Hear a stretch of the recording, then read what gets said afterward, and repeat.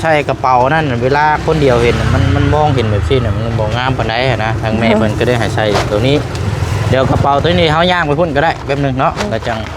จัก2 ใบก็ได้พี่ปันถ้วยจานถ้วยบ้วงแล้วเพราะว่ามันได้ใส่แล้วจะไปตักสดกินนั่นเดียวกันคืออยู่ได้เนาะพายเอาละมันจะง่ายดีเพราะว่ายันว่ามันอันนี้เนาะพี่น้องกลับออกมาหมองเข้าพายกระเป๋าย่างงามได้แล้วกระเป๋าได้ปะมันโตล็อกมันรุดได้ก็ได้บ่ได้ครับ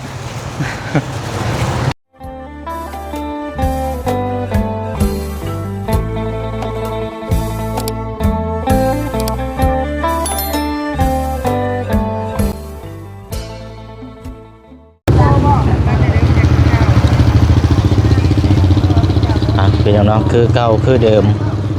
ค่อยคำลงแรงผมมาเจอกันอีกคือเก่าเป็นมือวันที่2เนาะใช่ละทั้งเอ้ยเราไปใช้ไปนอกไปเลยจังหวัดละมาโดยกันบอกว่าทั้ง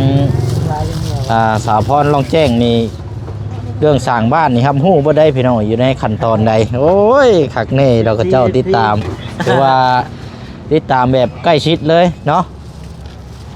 เอาคือเก่าเนาะใช้ปันมาพี่ก่อนก็ได้อะไรพี่น้อยพอดีเป็นมืออีกมือนึงคลิปนี้กับแมนสิได้เดินทางแล้ววันนี้พี่น้อยเนาะเขาฝากก่อนได้เด้อเป็นมึงเด้อโอเคอะไรปันยืนนี่ก่อนก็ได้เนาะ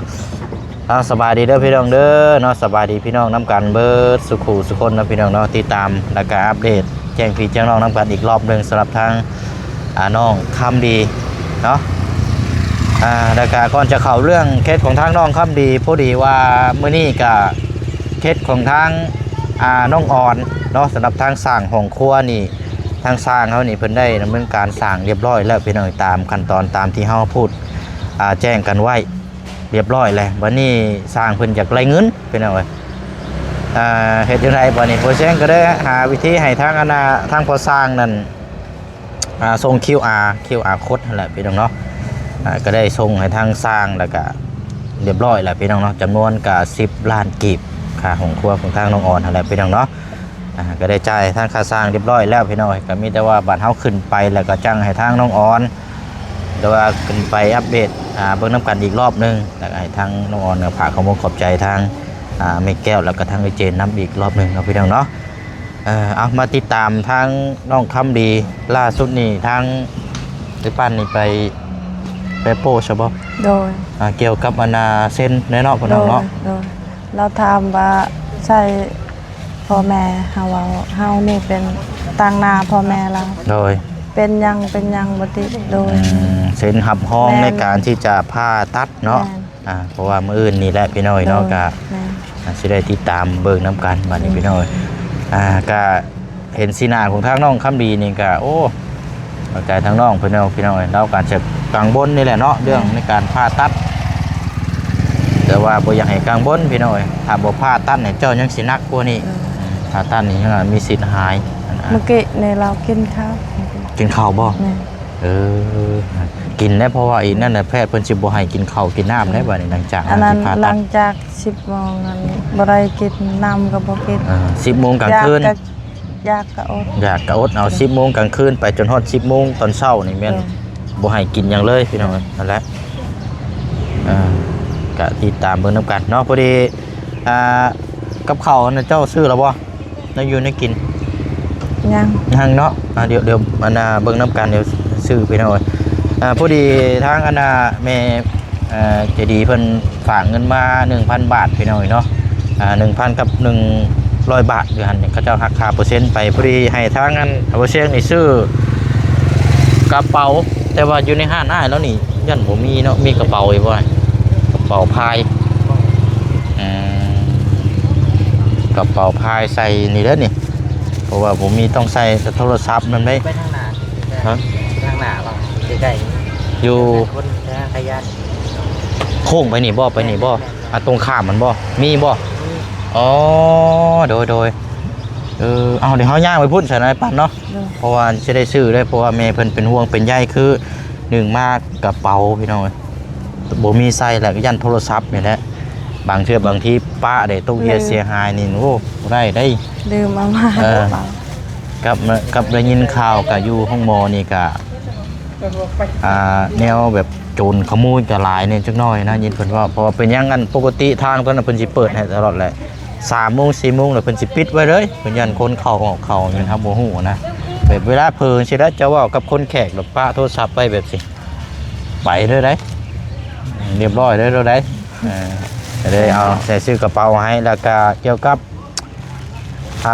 ถ้วยบ่วงแล้วก็ตะกร้ามีบ่อ้ายห้านเจ้าตะกร้า ตะกร้าไปเลย ตะกร้าใส่ ของ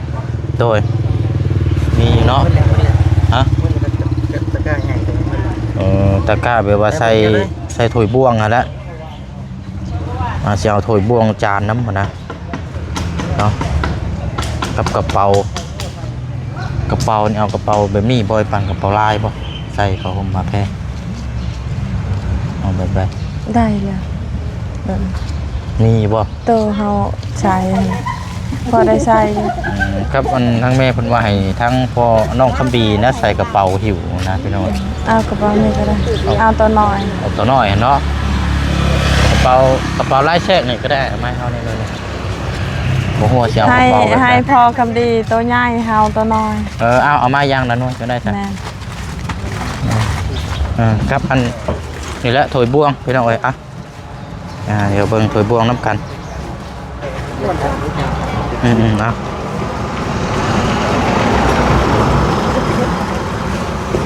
อันว่าติ๊บเข่านี่มีอยู่บ่ไอ้ติ๊บเข่า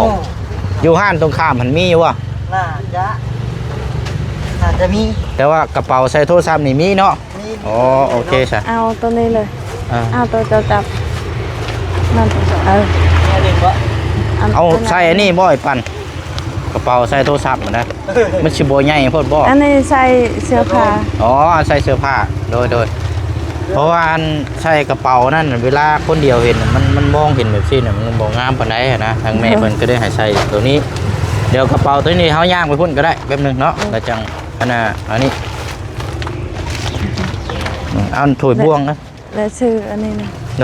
เอารถเอาได้ก็ได้อัน ให้ ทาง เรา แม่เพิ่นงบมาให้ 1,100 บาทพี่น้องแต่ว่าแตกเป็นเงินกีบก็600,000น้อย ถ้วยตัวนึง ๆถ้วยจัก2 ใบก็ได้พี่ปันถ้วยจานถ้วยบ่วงนั่นละเพราะว่ามันได้ใช้แล้วจะไปตักสดกินนั่นเดียวกันนนห้อยหัวแห้งนะไปโทษเอากันก็ได้เตรียมมาพี่น้องเอ้ย 3อัน นะกับตะกร้าเนาะบ่มีเนาะตะกร้าใส่ทั้งห้านอ้ายหันมีบ่อ้ายตะกร้ามีบ่มีเนาะตะกร้าใส่พี่น้องเอาโอเคเดี๋ยวสิย่างไปเบิ่งห้านนั่นเบิ่งติ๊บเข่าเนาะคันว่าบ่มีเดี๋ยวอื่นบ่เชิงสิเอาซื้อมาให้ติ๊บเข่าอันนี้ถ้วยบวงเฮาแล้วก็ยังตะกร้าใส่พวกถ้วยบวงแล้วพี่น้องตะกร้าใส่แบบพับอยู่นะครับโดยเอาอันไอ้ปันฝากไว้นี่ก่อนไปยังเพราะว่ายังสิมาอีกอยู่ฝากไว้นี่ก่อนก็ได้ยังโค้งมานี่อยู่อันนี้หมาเงาะเด้อนี่บ่เชิงซื้อมาฝาก อันนี้จับก็ได้ หมังเงาะเอาไว้นี่แล้วเดี๋ยวจังอันนี้เข้าจ่ายก่อนก็ได้ก็ได้ก่อน ที่2,600 160,000เนาะ 2,600 มีแต่แนวจำเป็นซ้ำพี่น้อง เอา2หายก็ได้ โดยขอบใจดาราเจ้าเอาฝากเลยเด้อเดี๋ยวไปเบิ่งห้านมึงจะว่าก่อนเนาะไปเบิ่งกระเป๋าใส่อันนี้เราก่อนพี่น้องโอเคไปฝากเด้ออันนี้ได้เด้ออันนี้ก่อนเดี๋ยวมาบายพี่น้องโอ้ยย่างทำจนมืดมันนี่กันเอาอย่างหน่อยกะเขาได้รับข่าวดีแล้วพี่น้อง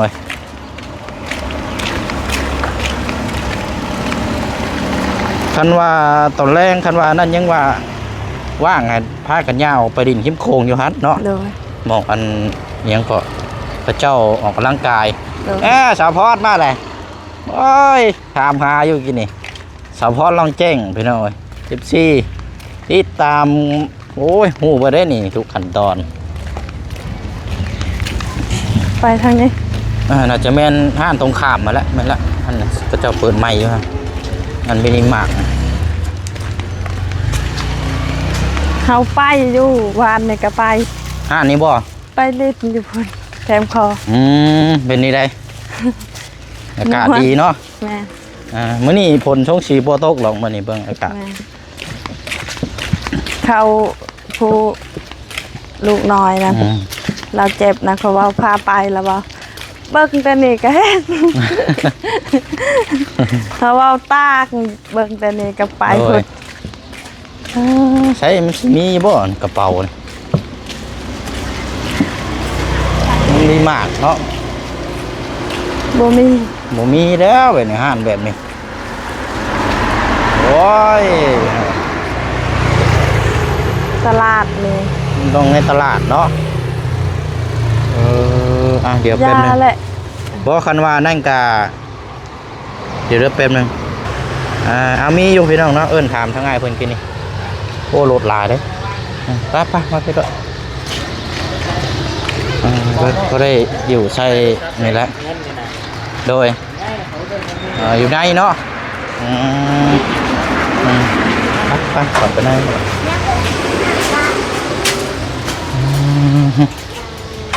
โอ้เราหากระเปิดในเด้นี่เนาะหรือว่าเปิดแต่หึงแล้วบ่ได้มาแต่หึงแล้วพี่น้องโธ่เย็นจ่อยรถใช้อยู่ใช้กระเป๋าอยู่โซนไหนอยู่ในพุ่นบ่ บ่เห็น กระเป๋าใช่ฮะโอเคเอาหน่วยเท่าไรก็ให้นั่นน่ะสีเรื่องอารมณ์ในปานสีใดกันก็ราคาสีตามราคา เรื่องเอาเลยรถโทนมา คืออยู่ได้เนาะพายเอาละมันจะง่ายดีเพราะว่ายันว่ามันอันนี้เนาะมันว่าหิวมันกันลมอยู่ว่าโทรศัพท์เจ้า ได้อยู่ ได้อยู่หรอกเนาะ อันนี้ก็ได้ โอเคเอาได้แล้วพี่น้องบ่ใหญ่บ่เกินพอดีพองามโอ้ยพี่น้องเอ้ยกลับออกมาหม่องเก่าพายกระเป๋าอย่างงาม ได้แล้วก็ไปได้วะ มันโตล็อกมันรุดได้ก็ได้บ่ได้ครับ เดี๋ยวสิอันนั้นกะมื้ออื่นเนาะมื้ออื่นเดี๋ยวไปเชียงสิหามาให้ใหม่กระเป๋ากับติ๊บเข่าพี่น้องเอ้ยติ๊บเข่ามาใส่เข่านะเพราะว่าเวลาเฮากินนะใส่ถุงยางน่ะมันอยากชื้นเนาะ แม่น โอ้กับมันมีแต่ว่าระวังเอาแล้วปั่นเด้อกระเป๋าอันน่ะโทรศัพท์เนาะ เฮาใส่ในเสื้อผ้านอน โอ้ลำพายกินนี่กำลังคือกินนี่ โอ้ยเมื่อยแล้วโอ้ยเราเดี๋ยวเสียหาแบบนี้แหละพี่น้องมีดอกแบบ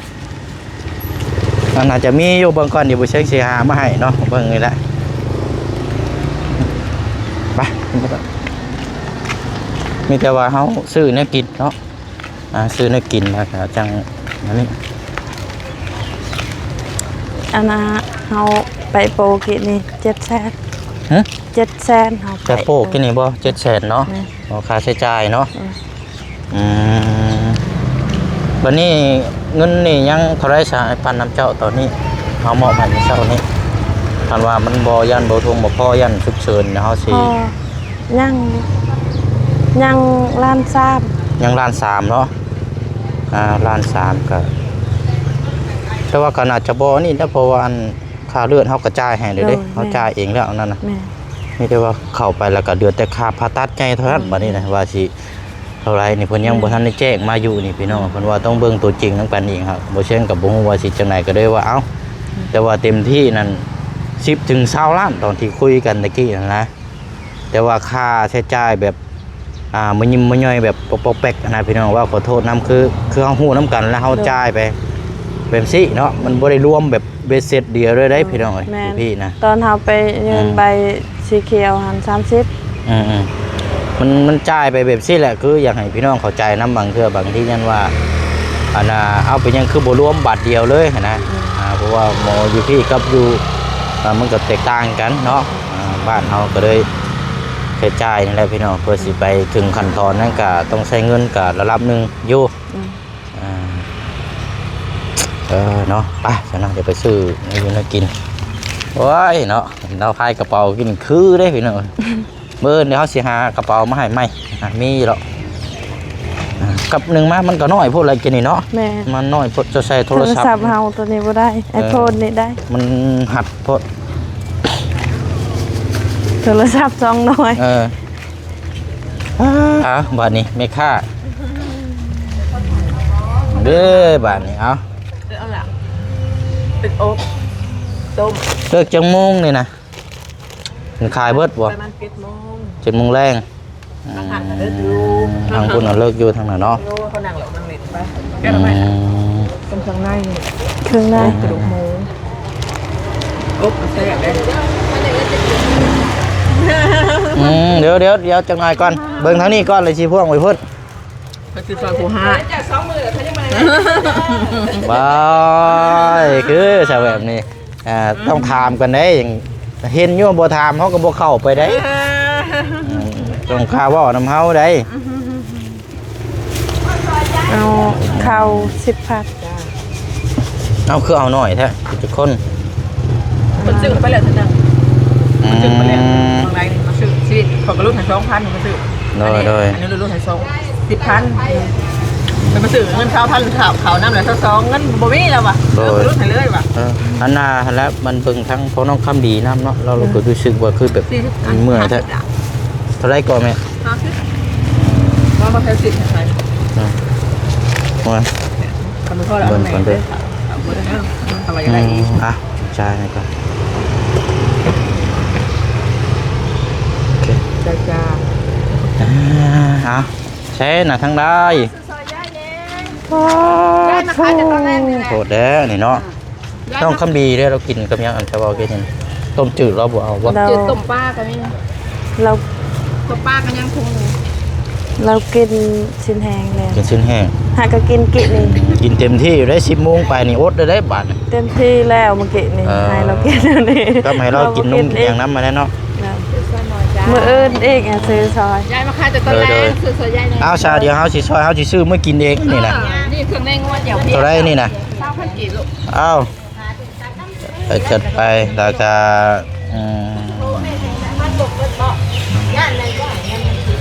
เอา2 ถุงเล็กก็ได้มาขายแต่รอบค่ำเดี๋ยวอันนี้ต้มยังไงนี่ต้มปลานิ่มเก่าเอาต้มปลานิ่มก็ได้เอาตอนนั้นออกมาตัวนึงใส่โดยมือจังว่ากันอยู่อีกลายมืออยู่หรอกที่ได้เห็นกันเรื่อยอยู่หรอกฮะอยู่ซอยเต็มที่เอาบวยให้อยู่ลายมือบ่ซอยเต็มที่นี่จะมาอื่นแล้วมาซื้อกาแฟนมต้องให้แพทย์ให้หมอกินซื้อกาแฟนมไปให้แพทย์โดยขอบใจเด้อเก่งๆปังๆอันน่ะเป็นปันบวาวอีกบ่พอแล้วไปซะไปกดแล้วขอบใจละลายแม่เป็นยังไงมื้อนี้ขั้นตอนเท่าไหร่แล้วทาสีแล้วหรอวะแล้วบ้านก็ใส่แล้วแม่นบ่แม่นทาสีนะสีสเล็กนะทาสียังสีสเล็กบ่สีไม้งามสีเลือดงามเขาบอกเตียงเลยไปเลยเตียงเหรอบ่นี่บ่เสียงเตียงเป็นหนังเตียงห้องอันกับทีมงานเดียวกันเหรอทีมงานเดียวกันเอาบ่ได้ขึ้นไปพวกแพทย์ถามว่าช่องเก่าแบบใดเราเสียกเราถามเขาเราคิดว่าเจ้าเป็นอายเขาแต่ว่าอายจะไปใช้แล้วก็เลยสดส่วนก็ใครเนี่ยเพราะว่ามี4 คนหรือ5 คนอยู่คนน่ะอยู่พุ่นบ่5 คน 6 คนบ่เตียงบ่ยาวยังบ่ทันได้ครับบ่จันบ่บุญบ่เพิ่งยังบ่ทันได้กลับง่ายเนาะบ่มื่นก็มาแล้วนี่เดินทางแล้วเพราะว่ามันก็แล้วเลยเด้เนาะฉะนั้นก็ตัวโอเคแล้วฉะนั้นก็เราก็ถือว่ามีบุญหลายเราติดตามทุกมือติดตามเต็มที่ดีดอเนาะคุณมาให้ไปติด ต่อเห็ดเขาบอกกระพัดมาแจกให้ทุกเชิญบอกแม่ โดย มาอุดหนุนตลอดมาเหมือนกับมาบริการ คันว่ามางับเคสทั้งพี่น้องที่มาหาชายอยู่นี่น่ะพ่อกันตลอดได้อยู่นี่ตลอดไปปั่นนี่นะเอา เรื่องในนอกเขาซอยเรือเขาว่าเฮา ดีใจ แม่จุดที่กะให้กำลังใจเพิ่นเนาะ แม่ นอกกับบุมีเท่าไหร่เลยครับ แม่เด้อ จะแซ่เพิ่น มีแต่มื้ออื่นบัดนี้เด้ออันบ่เสียงสิบ่ได้เข้าไปในพุ่นได้มีแต่ว่าสิเดินทางเอาไปซื้อแนวอยู่ในกินมื้อเฮือนก่อนบัด เด้อ และมื้ออื่นสิเดินทางมาพบเจอกันใหม่รุ่นน้ำกันอีกรอบนึงเนาะเดี๋ยวสิซื้อมาให้เรากระเป๋านะแล้วก็กับติบข้าวนี่ตามจุดประสงค์ทั้งแม่เพิ่นฝากมานะเดี๋ยวซื้อมาฝากเอาสายอยู่ดีแม่มื้ออื่นพ่อกันในบ้านเด้อ ใจเด้อ โดยมีแต่เฮาระวังให้ได้เลิกเครื่องของเด้อเพราะว่าเหี้ยหลายเด้อ ไปมือก่อนเงินทำ เพราะว่าทั้งนี่เพิ่นแจ้งบอกเฮานะบ่ได้อยากแจ้งบอกนํว่า มีสติเอา เฮาระวังเฮานำ เด้ นะ อเด้อ มันเหี่ยมาแล้วมันยากมันว้าวดอกเนาะเอาอันไหม้มาให้เฮาเนี่ย